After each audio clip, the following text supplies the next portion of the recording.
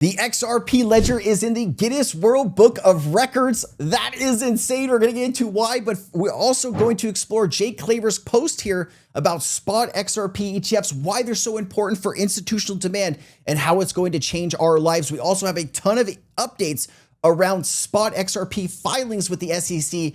Are we closing in to the launches? I have everything you need to know. Let's get into this, ladies and gentlemen. Woohoo! All right. I just got a little bit of energy there. Whew. All right. Japan Expo character Nyanko NFT minted using XRP Ledger with SBI Group Wallet has achieved a Guinness World Record for the most NFTs issued in a single event.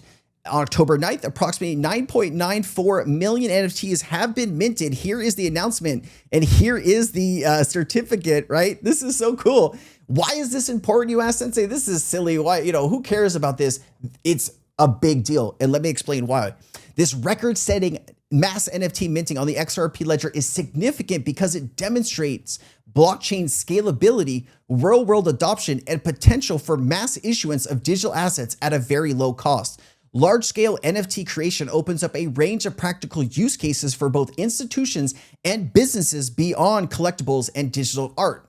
This is important because the milestone proves that distributed ledgers can handle millions of NFTs mints effectively, key for mainstream adoption and institutional trust. For blockchain ecosystem, it showcases the capabilities that can support global event ticketing, digital identity, certification, and mass consumer campaigns, such as high volume issuance attracts attention from regulators, enterprises, partners considering blockchain for logistics, credentials, and consumer programs. Let me go ahead and get into this a little bit deeper. Event ticketing, issuing NFT tickets for concerts, conferences, and sports ensures authenticity, transparency, and eliminates fraud. These NFTs can also grant special privileges or access to exclusive content. Certification and credentialing, institutions can instantly mint millions of certificates, diplomas, or badges as verifiable NFTs, preventing forgery in education and professional sectors. Supply chain, mass minted NFTs can track physical products,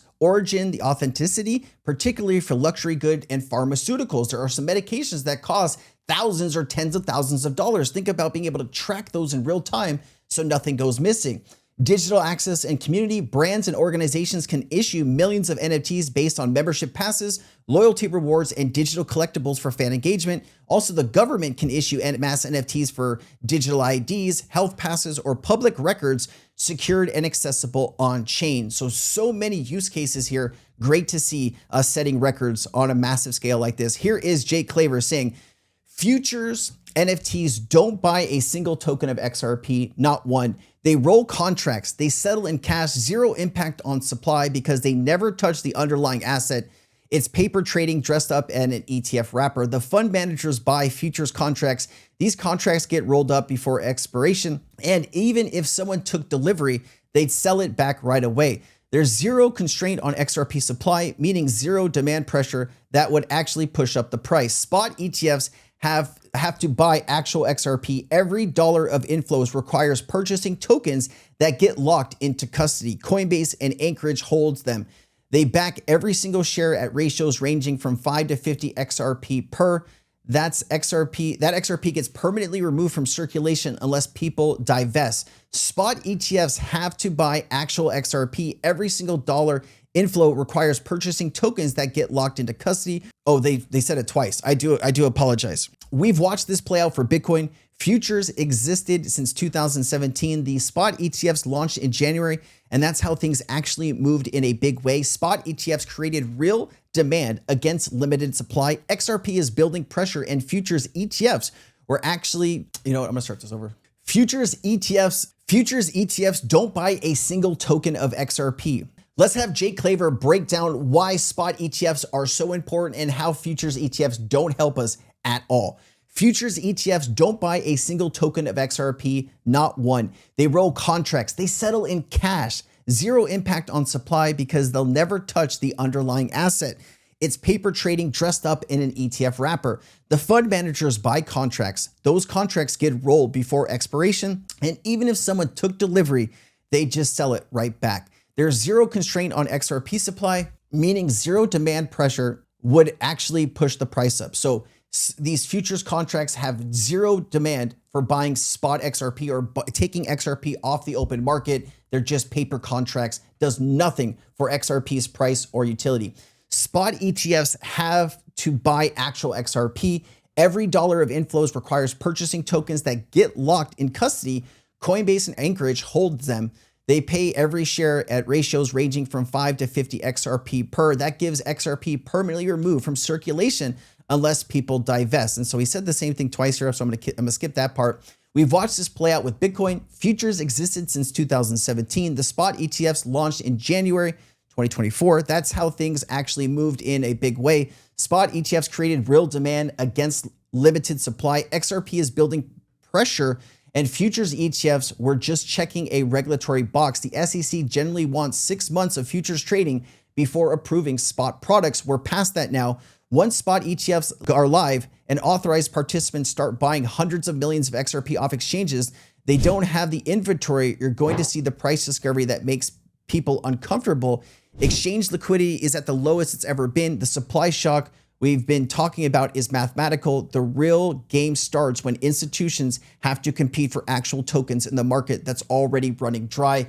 So before this liquidation crash, we saw there was about 2 billion roughly on exchanges that was available. I'm sure there's a little bit more right now, but that demand for institutions is going to come in a big way. And once that does, there's not going to be much XRP left on exchanges. But who holds all the XRP? Because I've been listening to a lot of Jake Claver clips to better understand his thoughts and all of this stuff, because I know a lot of you hold his opinions in high regard.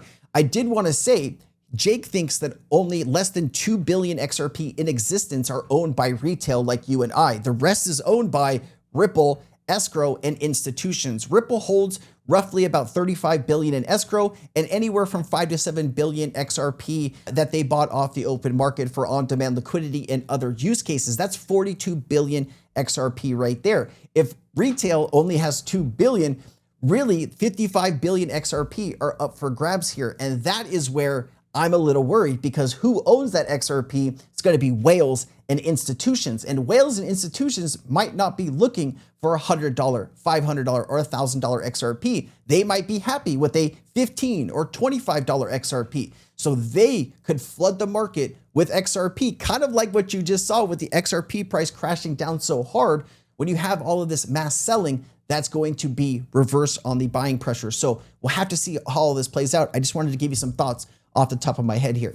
XRP ETF countdown, only 7 days until grayscale ETF approval. As you can see here are the dates. We are getting so close, ladies and gentlemen. We also saw here that Bitwise filed for their spot ETF. They filed their S1 form. And then Deanna has a community post about this. SEC backdoor cracks open, XRP ETF filings reloaded. Canary Capital, 21 shares, just filed fresh amendments for their spot XRP ETFs. And insiders say it's just another update.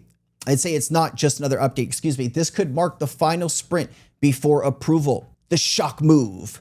2 major issuers, Canary Capital and 21 shares, just refiled their amended XRP ETF documents with the SEC. Why this matters: these filings are now aligned with the SEC's new generic listings rulebook, replacing the old 19B-4 approval grind.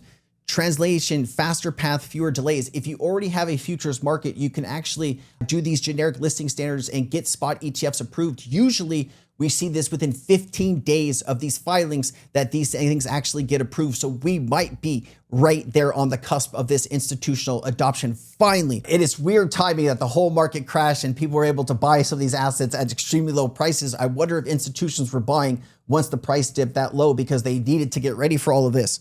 The first time in US history the SEC saw generic listing standards allows exchanges like NASDAQ, CBOE, and NYSE to list spot crypto ETFs without full individual approval. The old system, 240 days of red tape. The new system, 60 to 75 days criteria are met. That's not reform, it's a revolution. The new rulebook, Canary and 21 shares updated their filings, clear custody plus redemption procedures, enhanced surveillance sharing with the ECF's top demand, SEC's top demand, full compliance with SEC feedback loops. You also have speed favors the first. Under the new framework, the first ETF met the standard automatically, gets the fast lane. Forget 2026. We can see XRP ETFs go live Q1 2026 if the SEC stays on schedule. I think you're going to see them this month. I don't know why this person's saying 2026.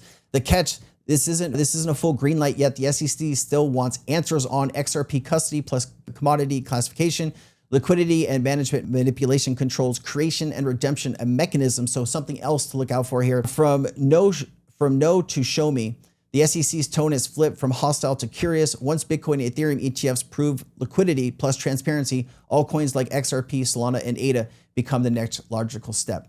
Declined U.S. phone call after export controls and announcement. So we are still getting this back and forth between the US and China. We do not want another trade war. I think we just saw what trade wars can do to markets. This is something that I'm keeping a close eye on. Also, Martin Heisbach says the crypto market crash October 11th is suspected to be a targeted attack that exploited a flaw in Binance's unified account margin system.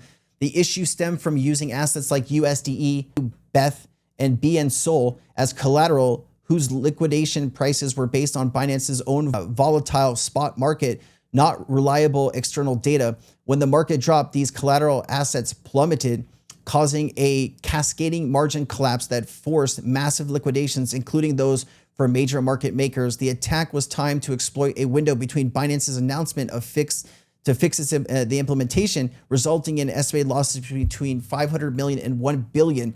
The event highlights critical risk and exchange collateral policies. Now, this is something that is Binance's fault, right? Obviously, it's the person who did all this, but Binance let the door open for this to happen. What part do they play in all this? Everyone says what a great guy CZ is. Why are you spending too much time promoting his own tokens rather than spending time making sure people's money are safe, right? $20 billion in liquidations. Some people, lives are ruined because of this. And he's back to tweeting about meme coins. It doesn't sit well with me, man. It doesn't sit well with me at all. And Chad Steingraber says, you guys, just in the past 24 hours, 225 million where the crypto shorts were liquidated in the past 2 hours. And of course, JD Vance is now trying to kiss the ring with China, saying that we appreciate the friendship between Trump and Xi. President Trump hopes the US won't need to leverage on China, and President Trump is willing to be a reasonable negotiator with China. We will see how all of this plays out. Cooler heads will prevail here. The real thing is, can we keep a cool head? I guess we'll find out.